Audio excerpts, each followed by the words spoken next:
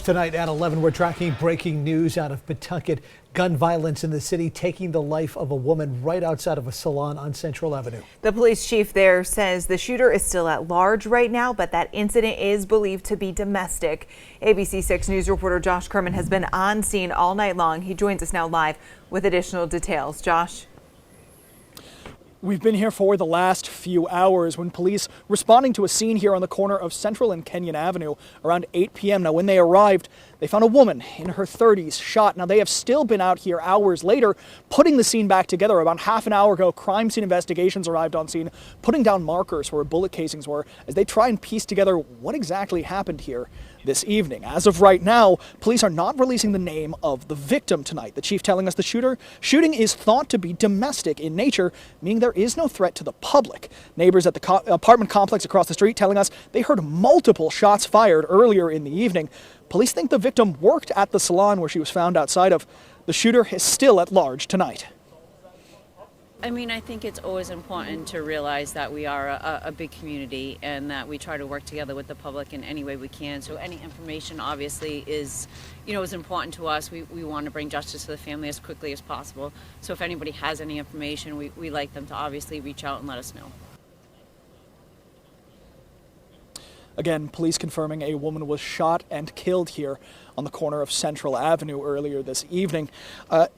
They continue to investigate at this hour, as you can see behind us. It is the city's first homicide of the year. Traffic is still closed off for about a block in every direction as this investigation continues. Now, as these details come out, this is still very early in the investigation. As more details come out, we'll make sure to update you on air and online on abc6.com. Live in Pawtucket, Josh Kerman, ABC 6 News. Thanks, Josh. And while Josh was covering this story, he's been posting to our Now Local News app all evening long. You can see one of those posts behind us. You can keep up with our news team and all breaking news stories, even when we're not on air. You can do that by downloading our app. Just search Now Local News where you get your apps. A deadly crash on Main Street in Lakeville tonight. It happened right around 5:30 near Elliott Farm. According to the Plymouth County DA's office, 4 vehicles were involved in this accident. At this point, the victim is only being identified as a 75-year-old man. As soon as we get more information, we'll update you on air, online, and on our Now Local News app. Swansea police making an arrest after a head-on crash near the old Swansea Mall last night. Police say 53-year-old Timothy Couturier is charged with DUI and driving with an expired license. Police say he was driving the wrong way when he hit 20-year-old Tristan Tucker. Tucker is seriously hurt. Couturier has also had to be cut from his car and taken to the hospital. He was arraigned today from his hospital bed. No update on Tucker's condition tonight. Let's get a check on the forecast now. Storm Tracker Chief Meteorologist Jeff Benson joining us live in the Weather Center. Absolutely frigid temperatures this weekend, Jeff. Oh boy, it is bone chilling outside right now, John. Crazy to think it's only going to get worse as we head towards tomorrow morning. But right now, air temperatures are in the 20s as we look over Providence. A cold look, just stepping outside. I mean, you have the snowpack on the ground, but it's just so incredibly icy. Something that doesn't even get talked about. Yes, we have the cold air in place, but a lot of times that snowpack on the ground can actually cool the air further. So forecasting lows can be a little bit tricky when you have a snowpack on the ground, and sometimes you can overachieve, or I guess in this case, underachieve your low temperatures as we head into the morning hours. Right now, there's your wind chills. 6 in Smithfield, already in the single digits there, about to fall into the single digits in Providence, where it is 10. Same for Newport. How about Block Island?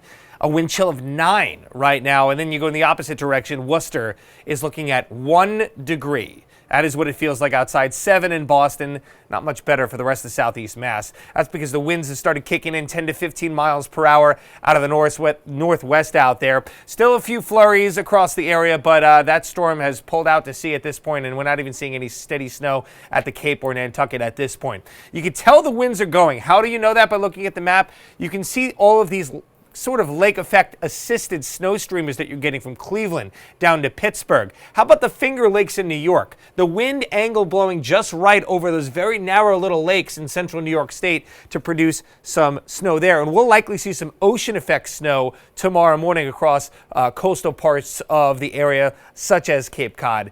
It is going to be bone chilling, guys. We'll break down the rest of your 7-day forecast. It's a very icy one to start off, but it does get better and as we head into next week. And we'll break that down coming up in a little bit. All right, Jeff, thank you. With those bitter cold temperatures Jeff just mentioned in store for the weekend, the Rhode Island EMA is now getting the word out about a number of warming centers that'll be open. They include the MLK Community Center on Wheatland Boulevard in Newport, the Welcome House on North Road in South Kingstown, Crossroads on Broad Street right here in Providence, and the Warm Center on Spruce Street in Westerly. You can find the full list on our website, abc6.com.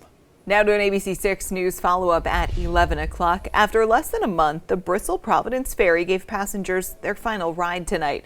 The ferry originally started as a way to ease traffic after the emergency closure of the Washington Bridge, but the service struggled to get off the ground with weather-related delays to start and poor ridership as well. Our ABC6 News crews used the service on its final day tonight and compared the drive from Providence to Bristol at rush hour. They found the drive was only about 5 minutes faster than the ferry, but the passengers who used the limited service say they loved it.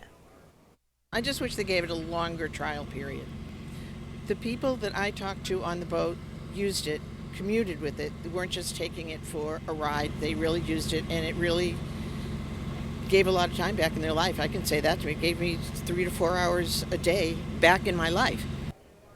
The last ferry set sail at 7 o'clock tonight. The ferry service was costing the state $50,000 a day. That totals more than $1 million since it started.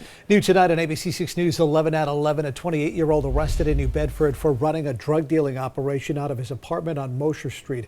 According to police, Deshaun Hunt was found with 108 grams of cocaine. Police also mentioned that Hunt was previously convicted on gun charges after shots were fired at a murder witness back in 2017. Now to an ABC6 News update at 11 o'clock. The family of 71-year-old Maria Vega Rivera is asking for help tonight getting their beloved grandmother home to be buried. Rivera was hit and killed by a snowplow in the parking lot of the Maple Garden Apartment in North Providence on Tuesday. Her family has set up a GoFundMe asking for financial help so her body can be taken to a burial ground near her home in Puerto Rico. That link to the GoFundMe page is on our website, abc6.com. Now to an ABC6 News follow-up at 11. The Red Cross is now opening a recovery center for Rhode Islanders who've been impacted by recent flooding. That center will be open tomorrow from 9 to 5 at the Home 2 Suites on Douglas Pike in Smithfield. Those in need of assistance are encouraged to call ahead. I don't know if you can make out the number on your screen, but if you can, I'll read it for you. It's 401-831-7700. Again, 401-831-7700. National political headlines tonight on 11 at 11 and the race for the White House. We're just 4 days away from the New Hampshire primary. A big boost for Donald Trump right now, an endorsement from one of his former rivals, South Carolina Senator Tim Scott. ABC's Morgan Norwood is in New Hampshire with more. Tonight, with just 4 days from the New Hampshire primary, Donald Trump dealing a major blow to Nikki Haley, picking up a key endorsement from former presidential candidate and South Carolina Senator Tim Scott. Scott taking the stage with Trump tonight. We need Scott's endorsement a big political snub to Haley. She appointed Scott to his U.S. Senate seat when she was South Carolina's governor. And it comes as Haley stakes her entire campaign on New Hampshire. Her top supporter, the state's governor, Chris Sununu. Well, look, she's going to do well. We always wanted to have a strong second. And this rally here in Manchester, one of the final few chances Nikki Haley has to keep her campaign alive come Tuesday. It'll all be in the hands of voters. I like Nikki, so it's important for me as this election that I believe is one of the most important elections of my lifetime. I am not a Trump supporter, and as a result, I am trying to find who would be the best alternative to Trump and potentially to Biden. Trailing far behind Haley and Trump here in New Hampshire, Florida Governor Ron DeSantis. As long as I'm in the hunt, that tells me that I have that I'm seeing a pathway. The minute I don't, then I'm not just going to do this for just for my health. He's now hanging his campaign on a strong showing in the South Carolina primary, more than a month away. Morgan Norwood, ABC News, Manchester, New Hampshire.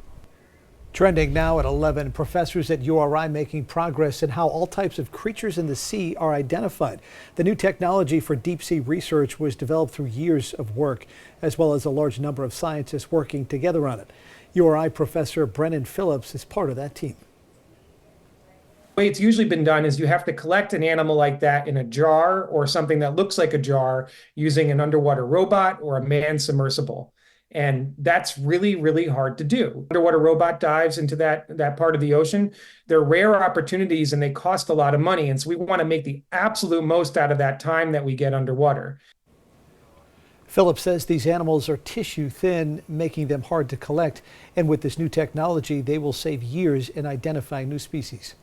In a world filled with toys and slime, ABC6 digital reporter TJ Albin travels to New Bedford to bring us the story from a whole new world, the world of Kojo.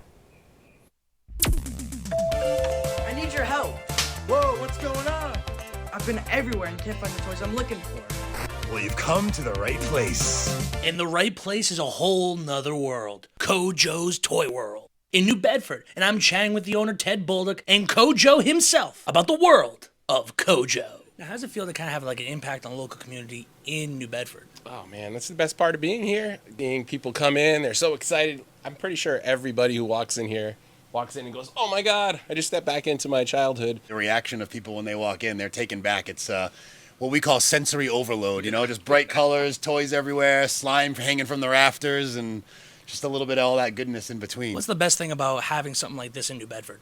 I get to play with everything people bring in. So people walking in and I'm fighting action figures, which is awesome. If you come in here on the weekend, odds are there's going to be toys sprawled out everywhere, and this man will be underneath all of them somewhere. You know, twisting them and contorting them and... Like Scrooge McDuck swimming through the toys. I feel like in the 3 years we've been here, it's just become a thing. Like Kojo's, like, hey, have you been to that place Kojo's with all the cool vintage stuff or all the toys or all the nostalgia? Like, whether you collect toys or not, I feel like it's become a destination. I'm TJ Albin for Providence Now. As we head to break, let's take a look at what our viewers sent in today from Newport. Mark sent in this photo of this afternoon's dusting, and then here's a video from Kendall where you can see snowflakes falling. We want to hear from you on our Now Local News app. You can do that by scanning the QR code. That'll take you to the App Store. You can download Providence Now Local News app and then start uploading your video content today. You're watching ABC6, Southern New England's trusted news source.